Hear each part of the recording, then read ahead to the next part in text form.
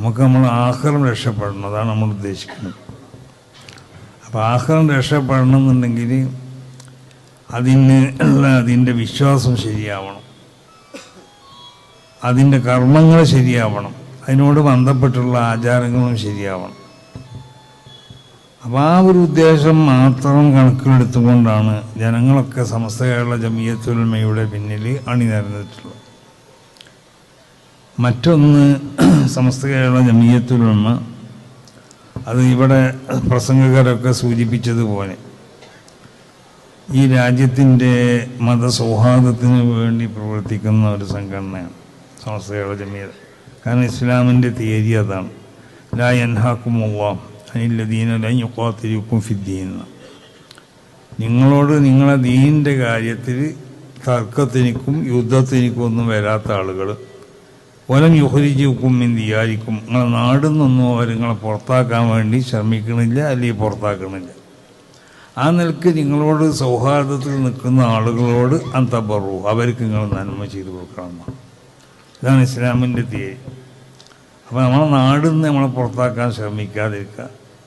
അതുകൊണ്ട് റസൂലുള്ളാഹി സ്വല്ലല്ലാഹു അലൈഹി വസല്ലമ തങ്ങൾ വളരെ ശക്തമായ നിലക്കുള്ള പ്രതികരണമായിരുന്നു ഏതെങ്കിലും മറ്റ് വിശ്വാസികളോട് ഏതെങ്കിലും നിലക്കുള്ള അവരോടുള്ള സമീപനത്തിൽ എന്തെങ്കിലും അവർക്ക് പ്രയാസപ്പെടുത്തുന്ന ഒന്നുണ്ടായിട്ടുണ്ടെങ്കിൽ റസൂൽ സല്ലല്ലാഹു അലൈഹി വസല്ലമ തങ്ങൾ അതിനെ സംബന്ധിച്ച് പറഞ്ഞത് ഫലീസ മിന്നാന്ന.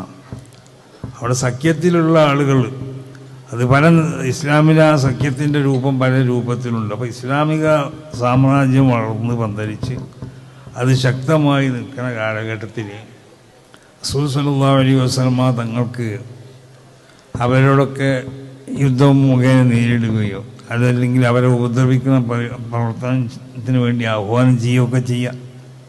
പക്ഷെ റസൂലുള്ളാഹി സ്വല്ലല്ലാഹു അലൈഹി വസല്ലമ തങ്ങൾ അങ്ങനെയല്ല പറഞ്ഞത്. അങ്ങനത്തെ പല ജാതി സഖ്യങ്ങൾ 2-3 ഐറ്റത്തിലുണ്ട് ഇസ്ലാമിന്. അപ്പോൾ ആ നിലക്കുള്ള സഖ്യങ്ങളിൽ ഇസ്ലാമിക ഗവൺമെൻറ്റുമായിട്ട് സഖ്യം ചെയ്ത് നിൽക്കുന്ന ആരെങ്കിലും ഉണ്ടെങ്കിൽ അവരാരെങ്കിലും ഉപദ്രവിച്ചു കഴിഞ്ഞാൽ ഫലീസ മിന്ന, അവൻ നമ്മളെ കൂട്ടത്തിൽപ്പെട്ടവനല്ല എന്നുള്ളതാണ് ഇസ്ലാമിൻ്റെ സന്ദേശം. ഈ സന്ദേശം ഉയർത്തിപ്പിടിക്കുന്നതാണ് സമസ്ത കേരള ജമിയത്തിലും ഇവിടെ ചെയ്തുകൊണ്ടിരിക്കുന്നത്. ഇതാണ് നമ്മുടെ സന്ദേശം.